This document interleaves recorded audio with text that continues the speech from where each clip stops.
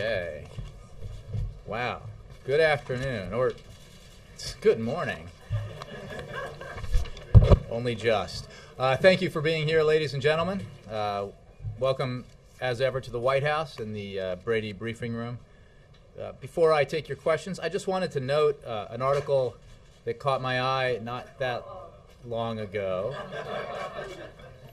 And it, first of all, I would say that it's based on anonymous sources, so I'm not sure that it's true, and hopefully it's not, because it reports that Speaker of the House John Boehner, in a closed meeting with House Republicans, called the discussion over whether or not to allow student interest rate loan rates to double a phony debate. He said essentially that it's inconsequential, and he said that it's not going to pass in time to prevent those rates from doubling. You know our position on this, the President's position, that it is unconscionable to allow these rates to double for 7 million students around the country who depend on low interest rates to allow them to attend college. Support for taking action to prevent that from happening has generally been bipartisan, and we hope that this report, again based on reporting out of a closed conference meeting, turns out not to be true. The other point it makes is makes us the suggestion that we've heard before from the Speaker's office that somehow education is not an economic issue. It says that they want to focus on jobs and suggests that they believe education doesn't have anything to do with jobs. The American people don't believe that. The President doesn't believe that. Education has everything to do with employment, with economic growth, and with the future of this country, which is why the President has stressed education so much in his presidency, and why he has made an issue out of the need to take action to prevent these loan rates from doubling. And with that, I will take your questions. Ann. The First Circuit ruled this morning on the Defense of Marriage Act. Could you comment on the ruling that DOMA is unconstitutional? Would you like to see the Supreme Court take this case, and if so, would this administration be actively arguing for the overturning of a law signed by a previous Democratic president? Well, Ann, as you know, the President has concluded that Section 3 of DOMA is unconstitutional. So has his Attorney General, and for that reason, the administration will no longer defend equal protection challenges against it in the courts. That's a position the President has held for some time now, and it has been enforced by the Department of Justice. With regards to this ruling, which the DOJ was an active participant in, I would refer you to the Justice Department, but there's no question that this is in concert with the President's views. Well, the question, though, is whether you would take your current somewhat passive position that you will not defend it and turn that around and actively argue for it to overturn the law. The Department of Justice participated in this very litigation in the First Circuit, consistent with the position that the President and the Attorney General have articulated, which is that they do not believe that Section 3 of DOMA is constitutional. I can't predict what the next steps will be in handling cases of this nature. I would refer you to the Department of Justice, but I wouldn't necessarily call that passive. Yes? Back on Syria, Ambassador Rice at the UN yesterday laid out what she said was a worst-case scenario, and said that in fact it was the most probable scenario in the Syria crisis, in which it becomes a regional sectarian crisis, conflict, arms flowing from both sides in a kind of proxy war, and then the international community, basically world powers, start taking action outside of the UN Security Council. She would seem to be suggesting that the hardening of the position the U.S. takes on where this has taken on where this is going, whether the Annan plan is going to completely collapse or not. Can you comment on that? Whether that's what we're seeing?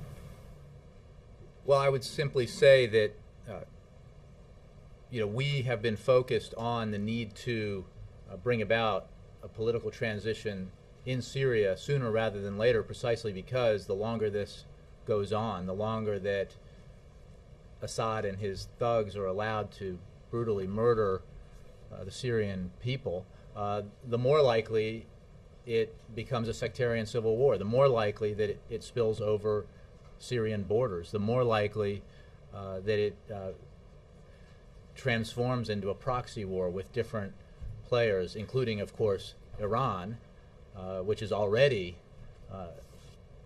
engaging in malignant behavior with regards to the Syrian situation, stepping up that kind of activity and not being alone in doing that. So what we're seeing happen in Syria only underscores the urgent need to take action to prevent further devolution of the situation there, take action to support the process of political transition, to isolate and pressure Assad into taking himself out of power so that that transition can proceed. And that's why we have been working to overcome our differences with the Russians and others on this matter. It's why we need to have even greater unity in the international community, at the United Nations Security Council, at the United Nations broadly, because this situation is, as Ambassador Rice described it. She spoke of certain kinds of actions that would be taken then beyond the scope of the Security Council. Obviously, signaling that the U.S. could take such action. Can you be specific on what might come next? Well, I think that I'm not going to preview next steps, but we have been working consistently both within international organizations, within the context of the Friends of Syria, collectively and independently, as have other nations, to impose further sanctions, to take other actions to isolate and pressure Assad, to support the opposition as it constitutes itself, to provide humanitarian relief to the Syrian people, to provide non-lethal aid to the opposition. Those are the kinds of things that we've been doing through both collective action and individual action, and other nations have done the same. You see various iterations of how that has transpired just this week, where a group of nations acted in concert to expel Syrian diplomats, where just the other day, in a joint U.S.-Qatar designation, sanctions were taken against the Syria International Islamic Bank. So these are the kinds of things that we can do with partners or independently. Jay. Has the administration given any thought to imposing an arms quarantine surrounding Syria to prevent them from getting arms from other countries? I don't have a preview for you of potential next steps. We are regularly consulting with our allies and partners around the world, with members of the Security Council and the broader Friends of Syria group about potential next steps, but I don't have anything specific for you, and nothing on that specific possibility.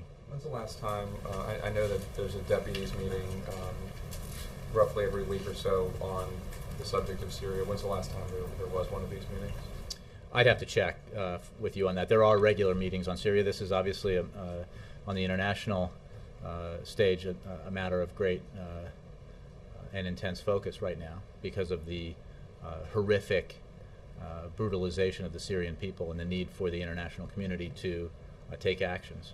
And lastly, Jay, I understand the position of the administration and concern that military action would only cause more harm than good, at least at this stage. On a human level, what is it like for the president to see these reports, to hear about the brutalization of infants, of children in Syria, and how difficult is it for him to go through this, knowing that or believing as he does, that there's nothing he can do about it? And does it change his resolve at all? Does it change his desire to take action or find more or other ways to do something? Well, it bolsters his resolve when it comes to the need to do everything the United States can, both independently and in working with and our partners to try to bring about a change in that dynamic in Syria. it horrifies him, as it does anybody who witnesses or watches the reports on what's happening in Syria. The brutality exhibited by Assad will surely doom him in history as a tyrant and a human rights violator and the worst kind of leader imaginable for any people. The president is very aware of that, and when he makes judgments, he obviously takes into account that kind of suffering. He has to make judgments with all considerations in mind, beginning with the national security interests of the United States of America. And he has to make practical judgments about what steps we can take, both acting alone and in concert with partners, to bring about the result that we want, and that is best for the United States as well as for the Syrian people. And that's what he's doing.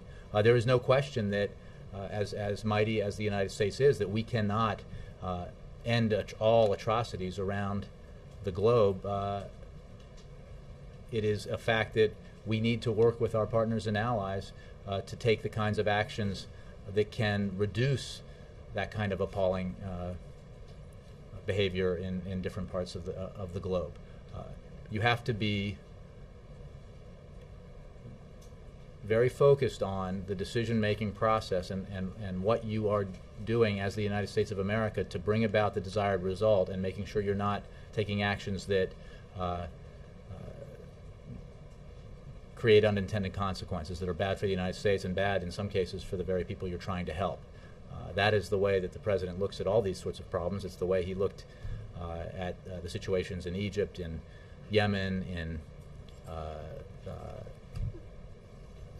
Libya, as well as the way he looks at it in Syria. Dan, and then Kristen. Thank you. Anything more you can tell us about what was discussed yesterday in that video conference with Merkel, Monti, and Hollande? And also, what is the consensus among these leaders about managing the Eurozone crisis? As I think we put out last night, the president did participate in a video conference with the leaders of Germany, Italy, and France. And the discussions were a follow-up to the discussions around the Eurozone crisis that were held at the G8 summit at Camp David. They also did discuss, to go back to what we've been talking about thus far in the briefing, they also did discuss Syria. But the Eurozone situation was the primary focus of those conversations, and they were follow-up discussions on what was discussed at the G8, and they were also discussions held in anticipation of the G20 meeting later, next month, in a few weeks in Mexico. I think one of the important things to remember about the outcome of the G8 is that all nations agreed that there needs to be a focus on growth and job creation, and that is certainly true today, and is coming out of that video conference. The president has made clear his views that we need to, that Europe should take an approach that balances the near-term need to help the economy grow in Europe and help it create jobs with the medium and longer-term need to implement reforms that help European nations get their fiscal houses in order. That's the kind of balanced approach that the president has pursued here in the United States. So, and I think that, as was noted, there is agreement about the need to focus on jobs and economic growth in the near term. New York, on another issue, New York is set to ban these large sugary drinks, and given that the First Lady has been fighting childhood obesity, what's the White House reaction to something like that? I saw those reports. I don't have a specific reaction. Obviously, the issue of obesity is is extremely important. The effect of obesity on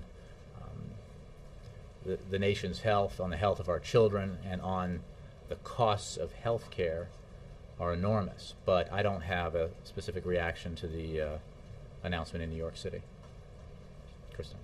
Jay, I want to try again on Syria. You have expressed deep skepticism that the Annan plan can work. Given everything that we've seen in recent days, why not just declare the Annan plan dead and try to come up with another solution at this point? Why Well, do you we still are have any continuing to level come of up with confidence?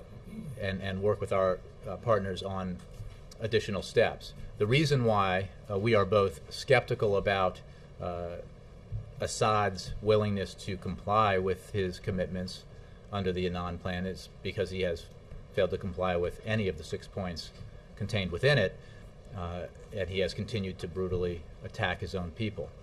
Most recently with the, well, not most recently, unfortunately, but very recently with the horrific massacre in Hula. However, there are some positives out of the Annan plan in spite of the failure of Assad to abide by it, and that is where there are United Nations observers in place, there has been a reduction in violence. That is a good thing. Where there are United Nations observers in place, it allows for more information about what's happening in Syria to get out of that country and become more broadly known. It allows for the international community to counter attempts at propaganda and lies put forward by the Assad regime. So I think Secretary Clinton has made this point as well as others. So we support the Annan plan because if it were adhered to by Assad, it would be very much in the interest of the Syrian people, and it would bring about a reduction, a ceasefire, and a withdrawal of forces. We are skeptical that it will be complied with in the end, and that is why we are talking with our partners about other options and other steps. I think most people, most outside observers would conclude that things seem to be getting worse, though not better. Given that, does the president have a deadline, a breaking point in his own mind? We have made clear, the president and others have made clear, that the window of opportunity here to allow for a peaceful political transition in Syria will not remain open for long. There is an urgent need for the international community to come together and further unify against the Assad regime in an effort to persuade the Assad regime and pressure and isolate the Assad regime to the point where that transition is allowed to fully take place.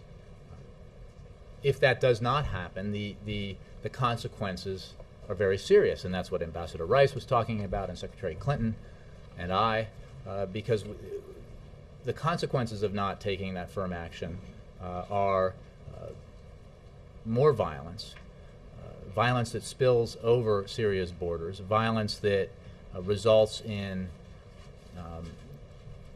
even greater participation in this by Iran, for example, and others, to the point where it becomes a proxy war of sorts. And this is bad for the region and bad for the Syrian people and bad for the world. So that's why we're working with the Russians and others to try to explain to them our views on this, persuade them why allowing this to continue will have such horrific consequences. But I guess what I'm asking, at what point does I don't have a a date for you, Kristen. I think that the president. Not a date, but is there something that is a red line for the president? Yeah, I'm not going to preview next steps or options. I can tell you that there is very much an urgent need for action to be taken here for the international community to further unify and make it clear that a transition has to take place in Syria. Can I follow up on the question of Russia? I mean, Secretary Clinton proposed a UN Security Council arms embargo last month that was quickly shot down, including by Russia. Is there any way to impose, as Jacob referred to earlier, some kind of a unilateral or separate arms embargo apart from the Security Council, would that have are you getting any sense from the Russians that they would be willing to even entertain that thought, especially considering that they currently supply the Assad regime with weapons? I don't have any detailed readout to give to you of our discussions with the Russians or with others on this issue and on possible next steps. I can tell you that we are working to overcome our differences with the Russians on Syria. Our points are very clear, and we've made them transparently both in public and in our conversations with them. We simply do not believe it is in Russia's interest, let alone in Syria's interest, for the Assad regime to continue to be propped up and therefore to allow it to continue to brutalize its own people. Beyond that, I don't have anything I can divulge to you today. Yes? Jay, you took a question yesterday on gender-based abortion. The House is voting on this ban. I understand the administration opposes the ban. My question is, since the president's been outspoken about being against gender-based discrimination, how can you allow gender-based abortion? Well, Ed, the administration opposes gender discrimination in all forms. But the end result of this legislation would be to subject doctors to criminal prosecution if they fail to determine the motivations behind a very personal and private decision. I think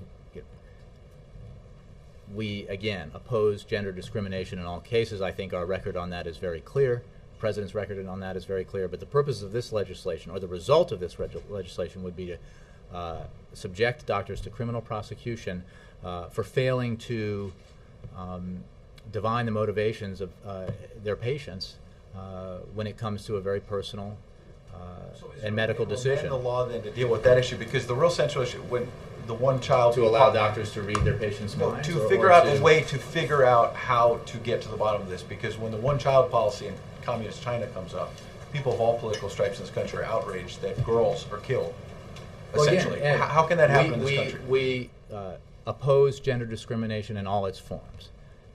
In all its forms, and we don't selectively pursue legislation in order to achieve other ideological goals. We oppose it in all its forms.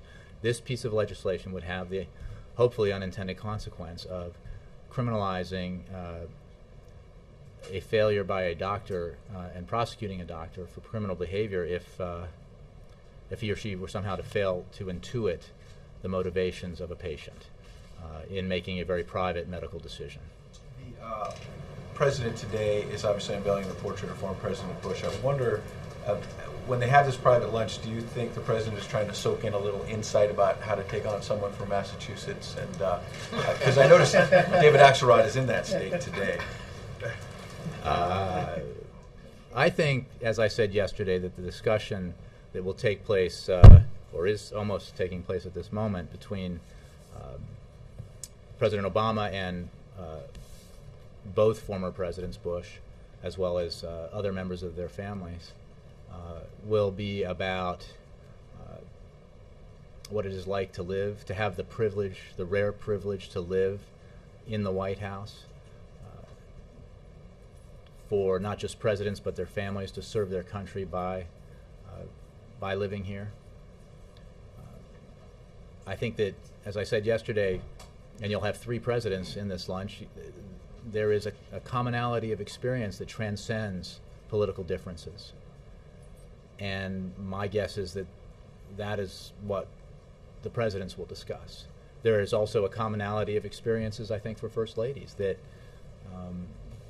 and for families. In the case of President George W. Bush, he also raised 2 relatively young daughters here in the White House, and I know that President Obama and the First Lady greatly appreciate the counsel and advice that President and Mrs. Bush provided to them during the transition, not just about the official aspects of their duties, but the very personal ones and the family ones.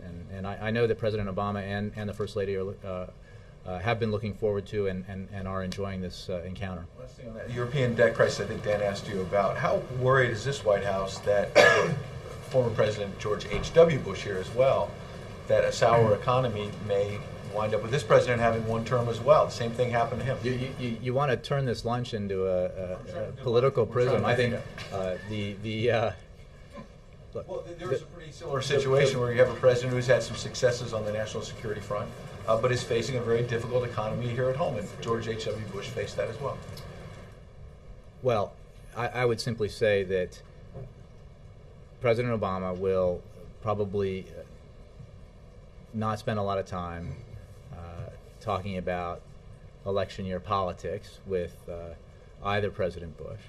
He has, and as I think you know, he's met with former President George H.W. Bush on several occasions. He has very high regard for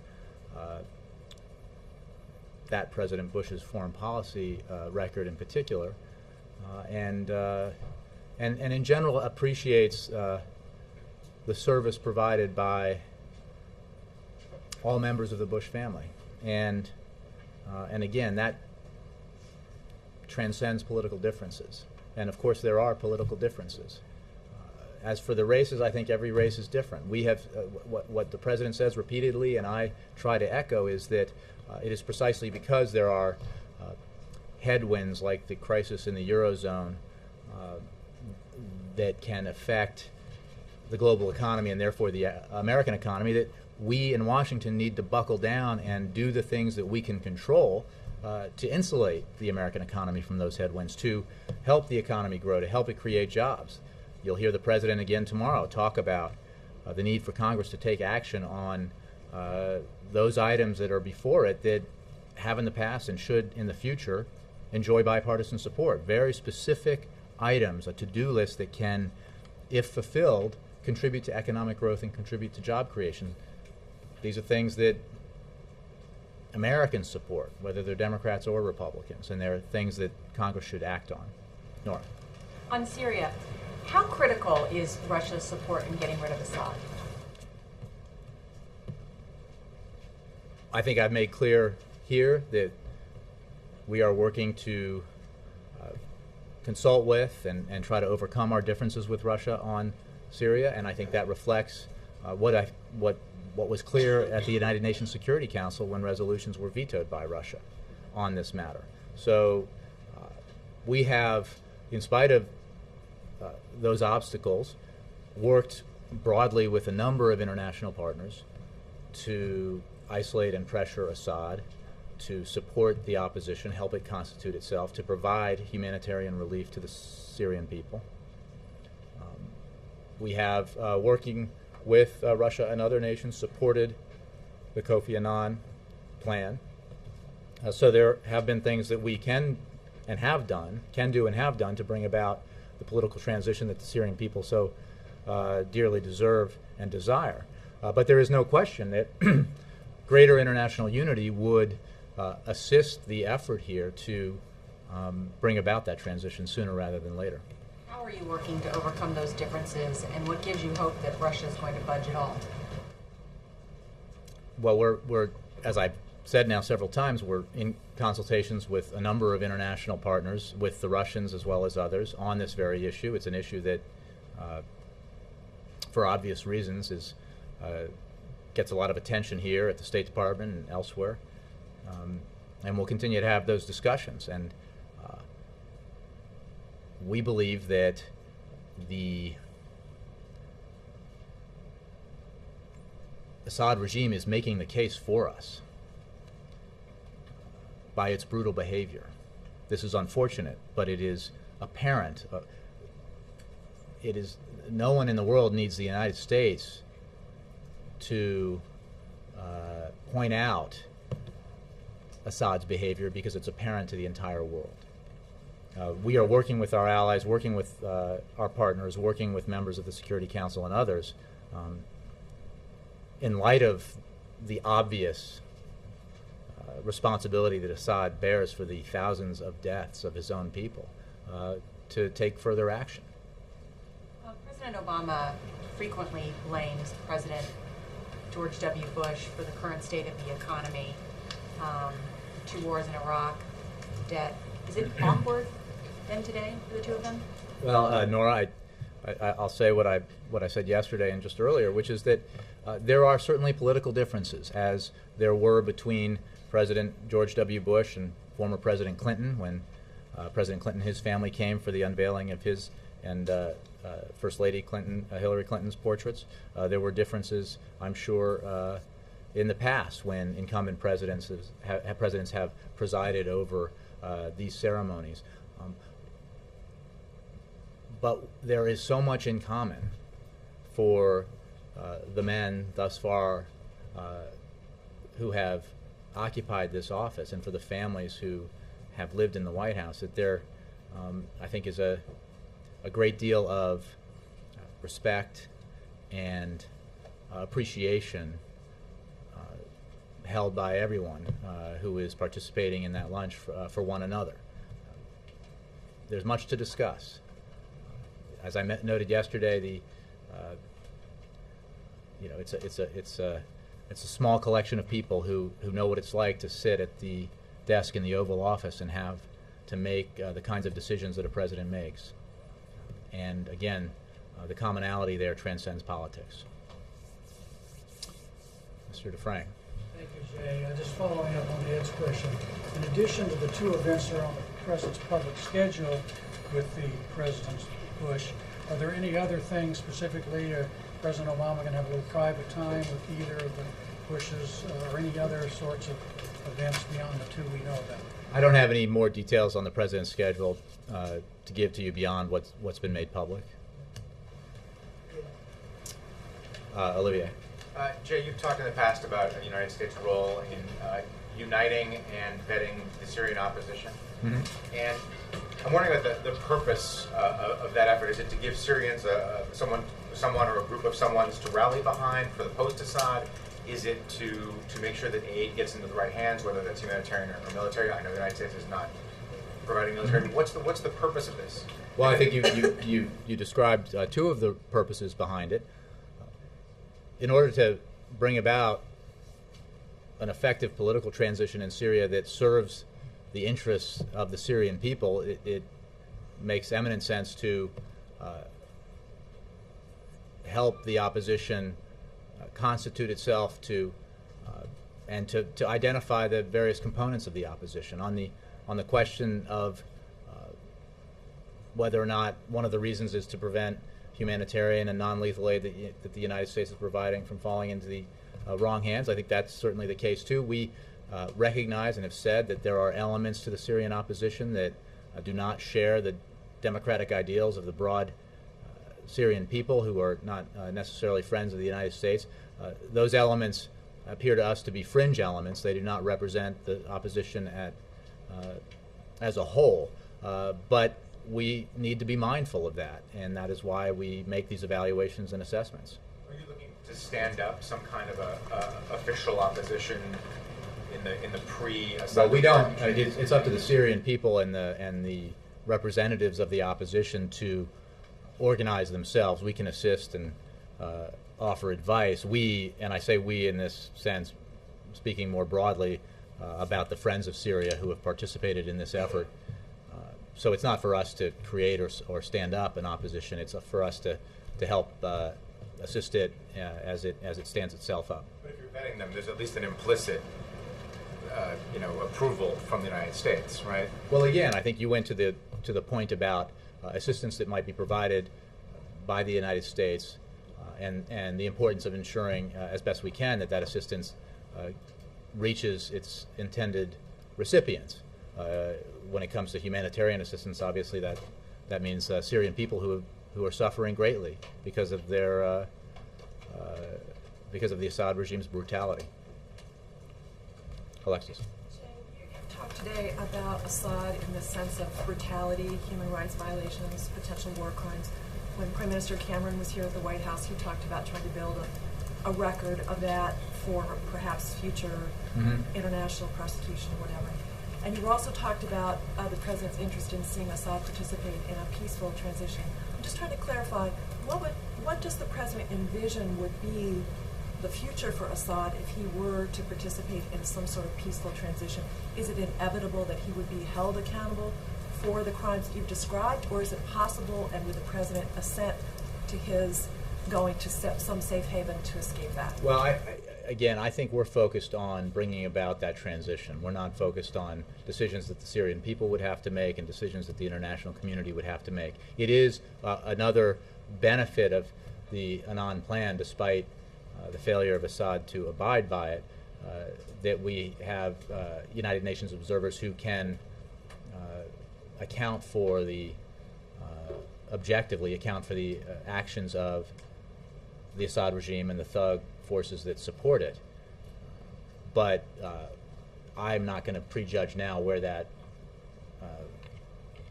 leads in terms of his future. The point about a peaceful transition is made in contrast to a full-out sectarian civil war. That is not obviously a desirable outcome, and that is what could be the outcome here if there is not further unification in the international community and further efforts taken to pressure and isolate the Assad regime. In terms of the timing that Kristen was asking about, is there an incentive? Is the world community offering an incentive that would allow Assad in some way to slip that noose?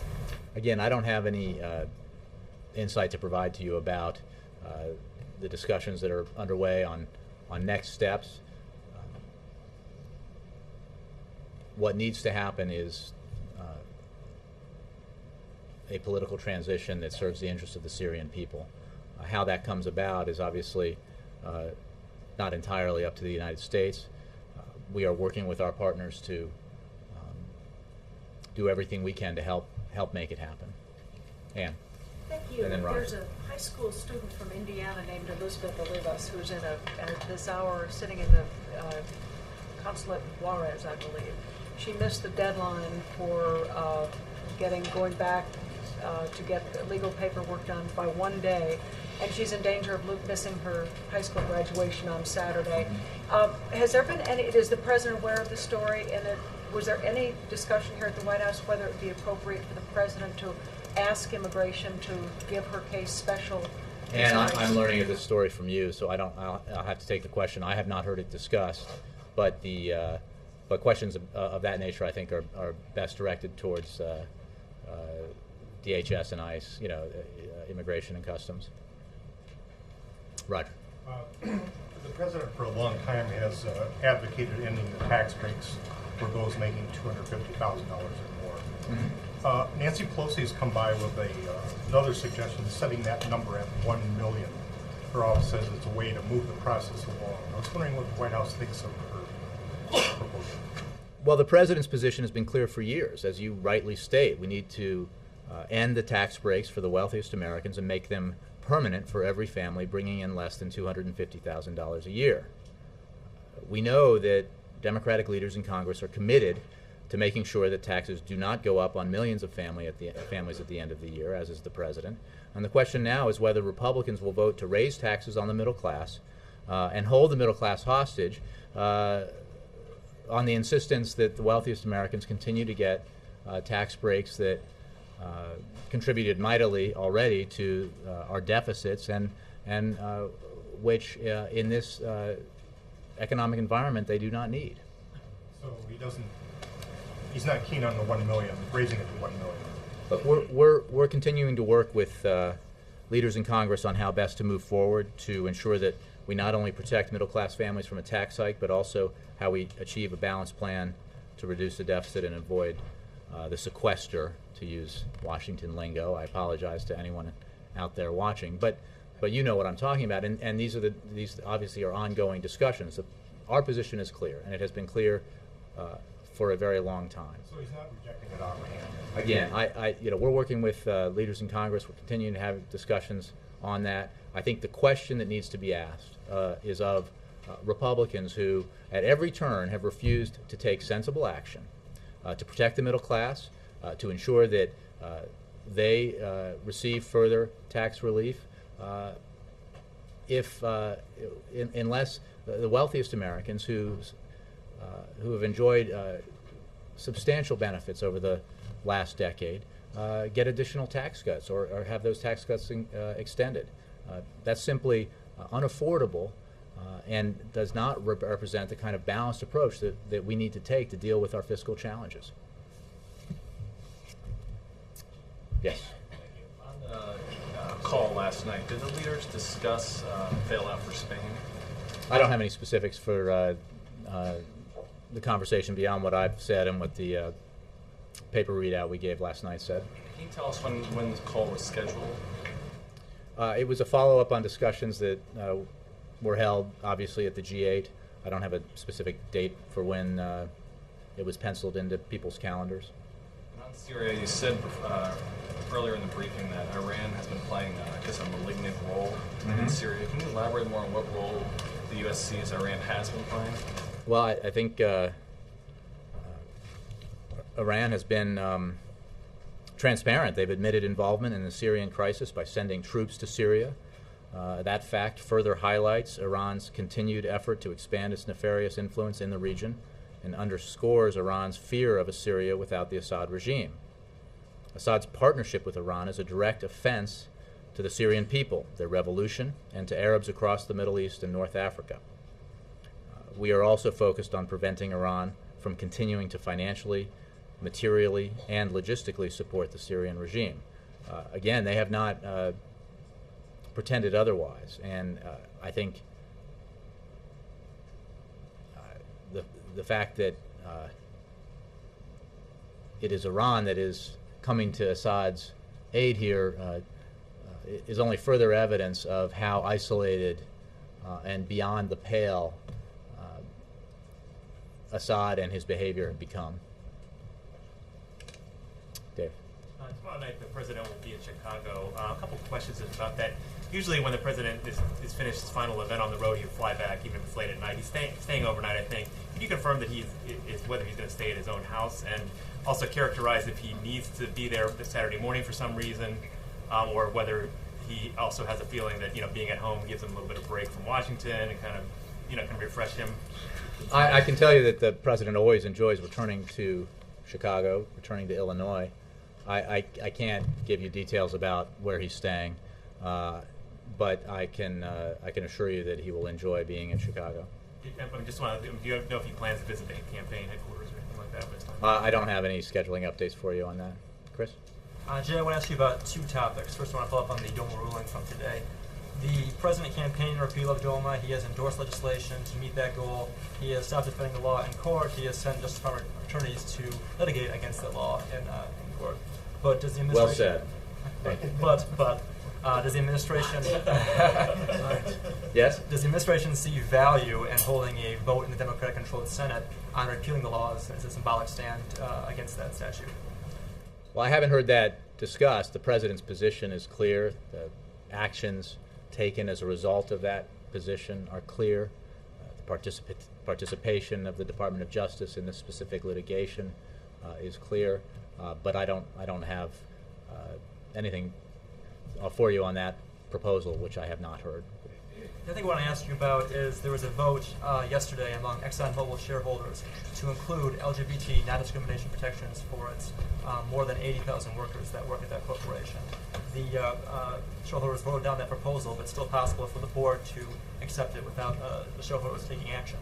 Back in April, when you talked about the executive order not happening at this time, you said that the administration was committed to directly engaging with and educating all sectors of the business community, from major corporations to contractors to small businesses, and raising public awareness about the human and financial costs of discrimination in the workforce.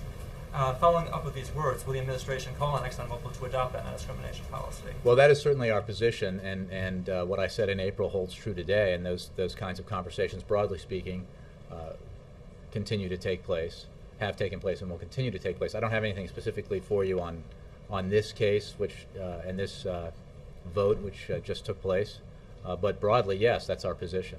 Just to be clear, has the administration communicated any communications at all? Again, I can tell you broadly that those kinds of conversations have had. Our position and views on this are well known. That's why the president supports ENDA, a legislative solution to this discrimination, and those conversations will continue. I just don't have anything to report to you on specific conversations with specific companies or business leaders. In the past decade, ExxonMobil has taken more than $1 billion in federal contracts.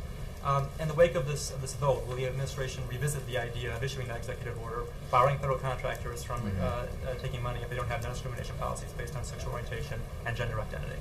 Well, we don't expect that an EO of that nature will be issued at this time. We are working, as I've said in the past, with Congress. We support legislation that has been introduced, and we will continue to work to build support for it. We believe that the legislative avenue here is the right avenue to pursue at this time. How can legislative avenue be the right at this time? The Republicans in control of Congress. How will that legislation get through the Republicans in control of Congress? Well, because it's the right thing to do. Yes, Steve. Just following up on your comments on Iran there, is one of the reasons why the administration is wary of arming factions in Syria that it is concerned about the possibility of starting a direct proxy war with Iran, given the fact you're saying it's helping to arm the Syrian government?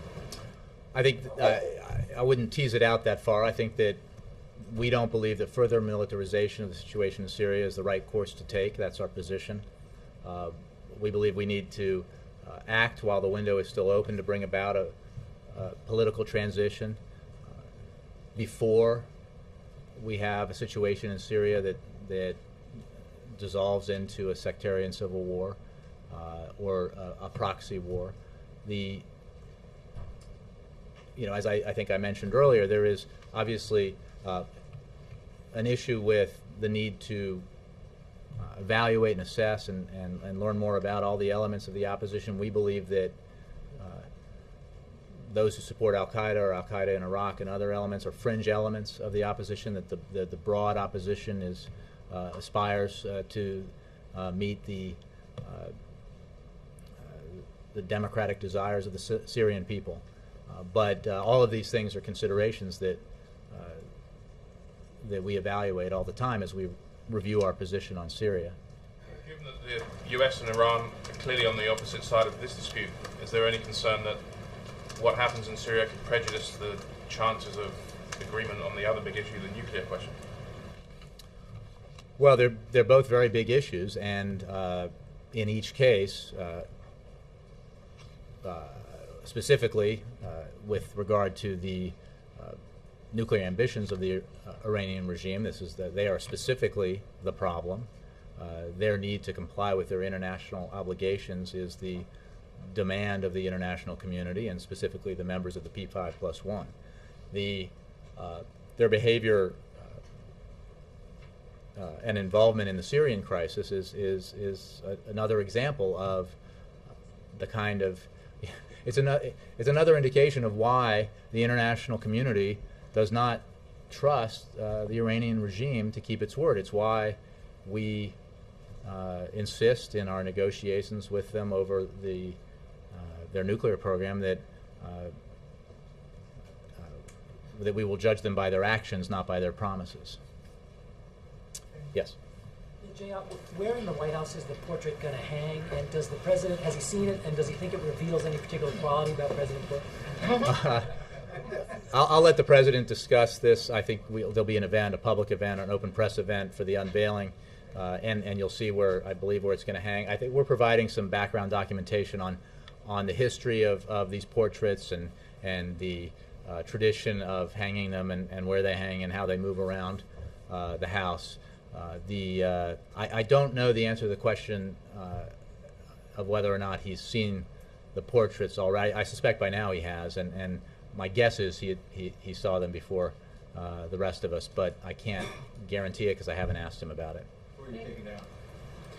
Again, there's a process that we'll follow tradition, I think, is the answer to that. Thanks, you all.